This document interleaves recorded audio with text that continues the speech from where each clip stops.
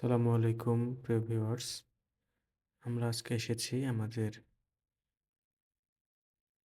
শিম গাছের প্রজেক্ট দেখতে।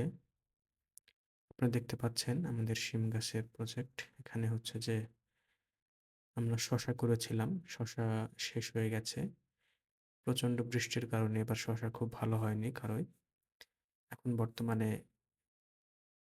শিম গাছ আপনারা দেখতে পাচ্ছেন। তো গাছে সেচ দেওয়া লাগবে এখন। পানি একেবারে জমিতে নেই। মাটির রস শুকিয়ে গেছে। এজন্য আমরা আজকে দেখতে আসছি পরিদর্শনে। দীর্ঘদিন আসা হয়নি জমিতে। তো আগাছাও বেশ কিছু হয়েছে আরকি। এজন্য আগাছাটা পরিষ্কার করা হচ্ছে। আর এই যে দেখছেন আপনারা প্রচণ্ড রোদ, শিম গাছগুলো।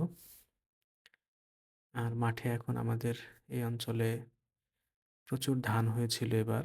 বৃষ্টি ভালো হয়েছে এজন্য। তো ধানের জমিগুলো থেকে ধান অনেকেই কেটে নিয়ে গেছে বাসায়। আর কিছু ধান এখনো জমিতে আছে। প্রচুর ধান হয়েছে আলহামদুলিল্লাহ। যারা এবার ধান ফসল করেছিলেন, পুরো জমি একেবারে সবদিকে ধান ছিল আরকি। আর এদিকে অন্য একজনের শিমের একটি হচ্ছে জমি রয়েছে। তো এই শিম গাছগুলো অনেক সুন্দর এবং ফুল চলে আসছে অল্প কিছুদিনের মধ্যেই। এখানে হয়তোবা শিম তোলা শুরু হবে। তো খুবই সুন্দর আরকি এই শিম গাছগুলা মানে বেশ ভালো অবস্থায় আছে এখন।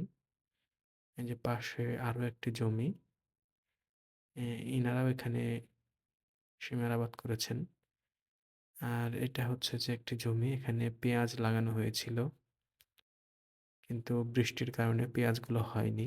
২-১ টা যেটা গাছ দেখা যাচ্ছে খুব ভালো পেঁয়াজ এখানে হবে না। উনার পুরোটা লস গেছে আরকি এটা বলতে হবে। আর এই যে এদিকে ধান কেটে জমিতে রাখা